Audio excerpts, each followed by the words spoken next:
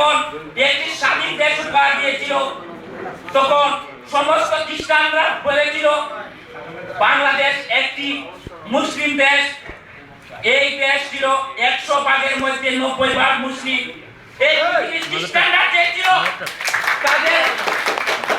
পৃথিবীর খ্রিস্টানরা চেয়েছিল তাদের খ্রিস্টানের শক্তি দিয়ে দেশকে খ্রিস্টানে পরিণত করতে, এবং নাস্তিকরা চেয়েছিল, কমিউনিস্টরা চেয়েছিল এই দেশকে নাস্তিক বানাতে, এবং পার্শ্ববর্তী দেশ ভারত চেয়েছিল তাদের দেশের পদেদারি গোলামকে দিয়ে বাংলাদেশের ধর্ম ভিত্তি নিরপেক্ষ মতামতে পরিণত করতে, কিন্তু পারে নাই। আমাদের বাংলাদেশের মুসলিম দেশের জনমত দিন দিন বেড়েই চলছে। আপনারা দেখেন যুদ্ধ বিধ্বস্ত দেশ জাপান কোথায় থেকে কোথায় চলে গেছে। আপনারা দেখেন উত্তর কোরিয়ার মতো দেশ কোথায় থেকে কোথায় চলে গেছে। সর্বোপরি ছোট্ট দেশ সিঙ্গাপুর কোথায় থেকে কোথায় চলে গেছে।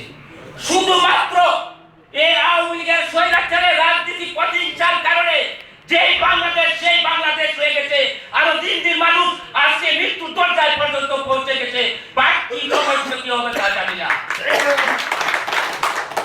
সম্মানিত দশের বিন্দু, আবারও জোট সরকারকে কেন ক্ষমতায় আনতে হবে? আমি জোট সরকারের সাফল্য বলছি।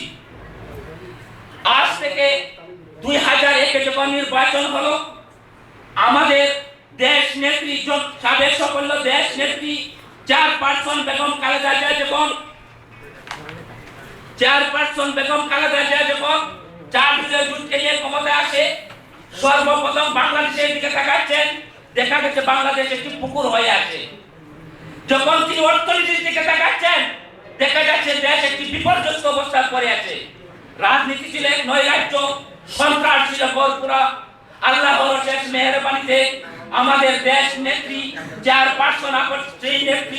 চেয়ারপারসন বেগম খালেদা জিয়া আবার জাতির গঠনে, দেশের গঠনে বিরাট ভূমিকা নিয়ে, আবার শান্তিপূর্ণভাবে দেশ পরিচালনায় ভূমিকা নিয়ে বাংলাদেশে একটি শান্তিপূর্ণ স্বাধীন বাংলাদেশ নেত্রী হিসাবে যে বলল, তিনি প্রমাণ করে বিশ্বের বুকে প্রমাণ করে দিয়েছেন।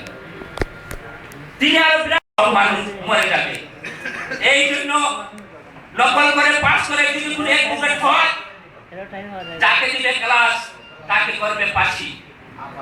যেটা বর্তমান সরকার, স্বৈরাচারের সরকার এক বুকেট যাদেরকে ফাঁসি দিয়ে বিনা কারণে এটাকে নকল করে পাস করে এরা এক বুকেট বানিয়ে আজকের এই বর্তমান ফাঁসির ঝুলিতে পড়িয়ে আওয়ামী লীগ সরকারের এক বুকেট উদাহরণ।